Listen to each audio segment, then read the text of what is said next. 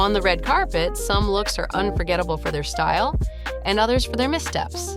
So let's revisit some of the Emmys' most memorable fashion fails, proving that even Hollywood's brightest can miss the mark. Starting with Paula Kelly in 1989, pure royal curtain drama, but unfortunately the kingdom fell. The gold, the lace, the appliques, it's like 3 outfits entered the arena and somehow they all surrendered. Then, a couple of years later, Jane Seymour arrived at the 1991 Emmys looking as if she'd just survived a craft store explosion. Rhinestones, hearts, and sheer panels collided, giving full-on Valentine's Day DIY meets Vegas showgirl chaos.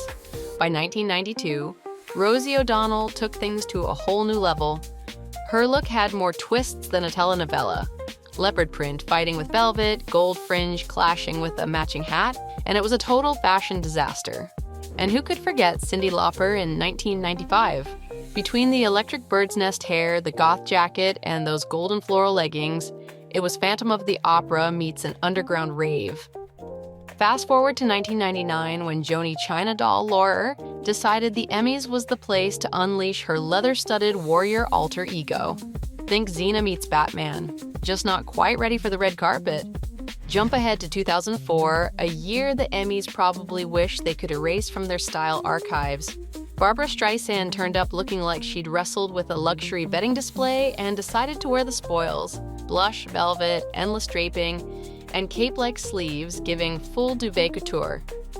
Jennifer Garner didn't fare much better, stepping out in what looked like grandma's lace table runner cinched with a random black sash, while Edie Falco's dress drowned in a sea of clashing textures and layers. If 2004 taught us anything, it's that sometimes less really is more. Then there was Victoria Rowell in 2009, whose bold political gown ended up more abomination than inspiration.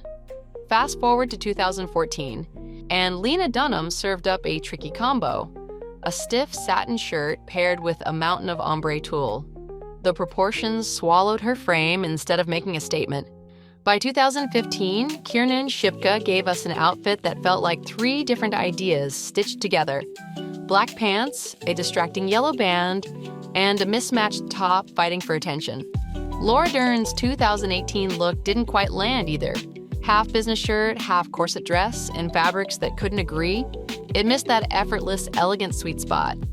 And speaking of years that tested our patience, 2019 had its own share of questionable choices. Kendall Jenner's latex top over a floral gown clashed so hard it almost needed its own zip code. Gwyneth Paltrow followed with an ensemble that just fell flat: a stiff white skirt, heavy sleeves, and an awkward black top that felt like 3 different designers stopped communicating. Moving into the 2020s, Emma Corrin's 2021 outfit aimed for avant-garde but ended up more costume drama. The bonnet, long gloves, and dagger-like nails were giving theater rehearsal, not high fashion. Julia Garner in 2022 didn't fare much better. The heavy velvet, random cutout, and chunky platforms all seemed to be telling different stories.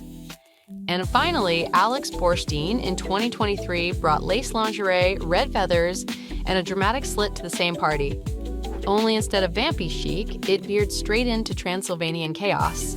Well, the Emmys have had their share of eyebrow-raising fashion, and the Oscars, another huge night for actors, are no different.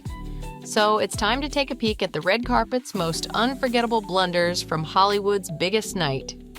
Speaking of unforgettable, no list would be complete without Björk's infamous swan dress. Designed by Macedonian designer Marian Pioski, this feathery creation from the 2001 Oscars became an instant pop culture moment.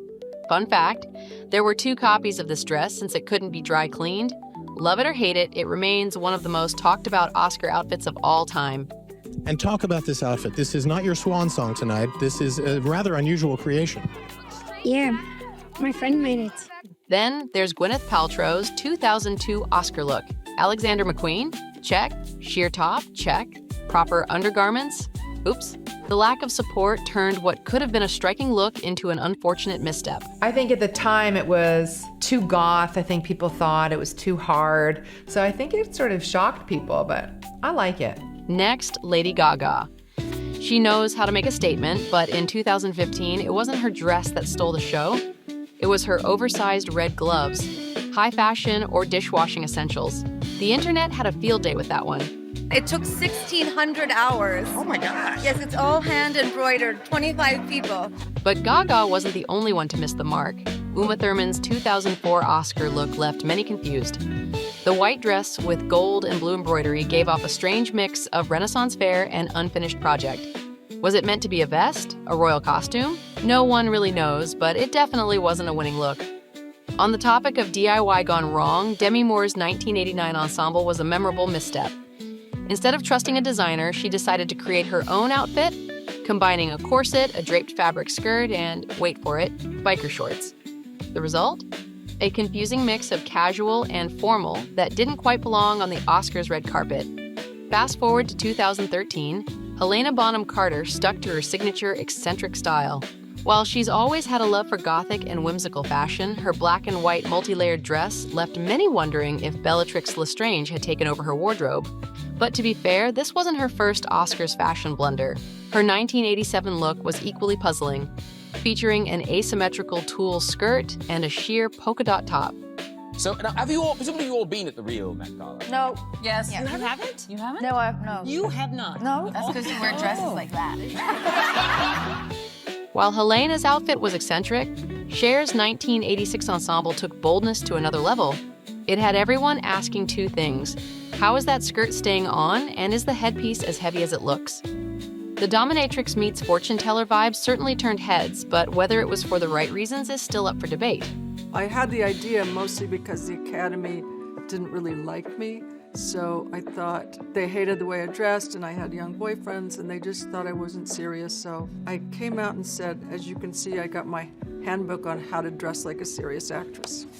Speaking of outfits that raised eyebrows, Sophia Loren's 2009 ruffled yellow gown was, well, a lot to take in. Belle from Beauty and the Beast might have approved, but fashion critics certainly weren't enchanted by the over-the-top look. Meanwhile, Jennifer Connelly's 2002 Oscars look aimed for understated elegance, but ended up feeling underwhelming. It felt cool. I thought it was cool. It had an easiness to it. I love that it wasn't overly embellished. Similarly, Mariah Carey's 2010 ensemble screamed prom rather than red carpet glam, making us wonder if she grabbed it from a department store sale. Definitely not the statement either star intended.